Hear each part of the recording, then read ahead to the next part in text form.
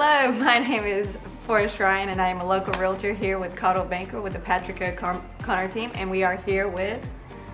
And I'm Mandy Summer Smith with M Gallery Interiors. We do commercial and residential interior design, and we also do staging for realtors like this talented lady over here. And we do model homes for builders, and we also have a retail gallery where you can come and shop.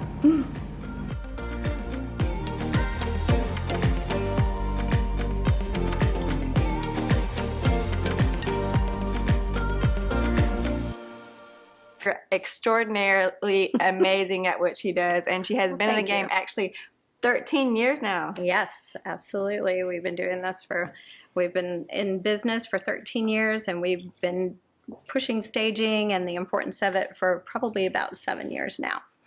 Yeah, I mean, staging in any home really does bring an extra, like spectacular, very clean ambiance to the place as well. To the property. Yeah. There's nothing like a house that has been decluttered and things have been cleared out of the way, so that when your buyer comes in, they see the property in the best light that it can be shown in.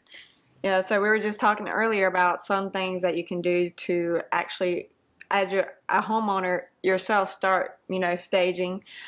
So if you'd like to start going over some of those. Okay, well, one of the first things that I tell my staging clients is just declutter and depersonalize your space. You want the buyer that's walking in to be able to picture themselves living in that space. So if you have a lot of pictures of your kids, you don't want them, your kids are cute, but we don't want them to be distracted by, plastered all over, and we don't want them to be distracted by the things in your home. We want them to be looking at the spacious living room, the gorgeous master bedroom. We want them to be looking at the footprint of the house and imagining themselves in there. So the fewer pieces of furniture that you can have in the room, so that the space looks maybe even larger than it is, so they can walk freely. Like I said, we want to just declutter. If you have a lot of accessories or an excessive amount of artwork on the walls, we want to take that down. We just want minimal, so that it just can show really, really well. Well, a lot of people don't realize, like, when people step into their house, they're actually looking, it might be your home right now, as of now, but when people come into your home, you want them to see it as their home and to be able to live in that space with their mind. They're walking in and this is their first impression. So we actually were talking earlier about, like, if a Clemson fan walks into a Carolina fan's home, they get a negative connotation right away there. So you want to just, you want to take out anything that will polarize their opinion of the house, because if they have anything negative, same way with colors, you want everything to be very neutral. You want the rooms to flow from one to another.